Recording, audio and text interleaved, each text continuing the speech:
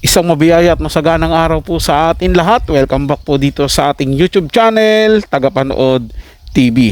OMG, Chris Aquino may pag-gift sa monthsary date ng anak na si Bimby Aquino at Raisa Medison. Yan po yung ating bibigyan ng comment, reaction, opinion sa araw na ito. Pero bago po tayo magpatuloy muli at muli ko po kayong iniimbitahan, lalong-lalo na po sa mga bago lang dito sa ating channel at sa mga nanonood pa hindi pa po nakapag-subscribe, huwag niyo po sana kalimutan na mag-subscribe dito sa ating channel. Libre lang po yan mga tagapanood, kaya naman huwag po kayong matakot na mag-subscribe at hit ang notification bell para ma-update po kayo sa mga bagong video na ilalabas natin. Kaya naman simulan na po natin ang ating reaction video sa araw na to mga tagapanood. Let's do this!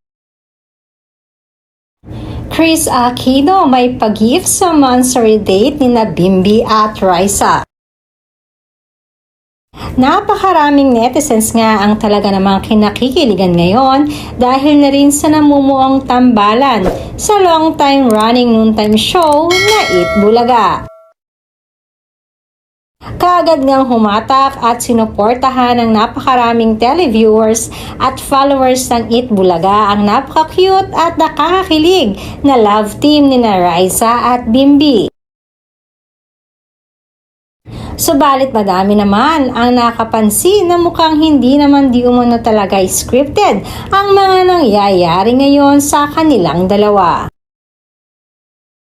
Siyempre pa ay wala namang masama dahil nasa right age naman na parehas itong sina Bimby at Raisa. Mapapansin kasi na napaka-komportable ng dalawa sa isa't isa kahit na rin napakatagal ng panahon na hindi sila nagkikita or nagkakasama. At kanina nga ayon na rin sa aming source ay may pa-mini monthsary celebration itong sina Bimby at Raisa, kung saan ay inaya pa nga ng date ni Bimby si Raisa sa isang coffee shop. Agad naman itong nag-trending at nabalitaan pa nga ng mami ni Bimby na si Chris Aquino. Kaya naman sobrang naaliw di umano ito sa kaganapan ngayon sa dalawa. Todo di umano ang pagsuporta ni Chris para sa kanyang anak at mamanugangin in future. Kaya naman, isang mamahaling alahas di umano ang ibinigay nito para kay Raisa.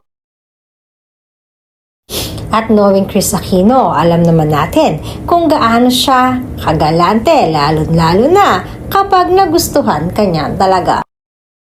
Sa totoo lang mga tagapanood, sobrang bilib po ako kay Ma'am Chris Aquino kung paano po siya maging supportive dito kay Bimby Aquino sa mga ginagawa nito. Lalo na ngayon at pumasok ito sa showbiz na siya rin pong pinanggalingan ni Ma'am Chris Aquino. Kilala naman po natin siya, 'di ba? Sa pagiging magaling niyang artist. Pero marami pong marami pong bumabatikos din sa nangyayari dahil marami nga nagsasabi na ginagamit lang si Raisa Medison, 'di ba, para masabi o para mabigyan daw ng pangalan itong si Bimby. Kasi nga si Raisa, alam naman natin na sikat na talaga yan ngayon dahil sa Eat Bulaga, at si Bimby bago lang. Para daw madala yung pangalan, makakuha o magkaroon din kaagad ng pangalan. Pero sa akin, mga tagapanood, hindi po yun ang nakikita ko eh.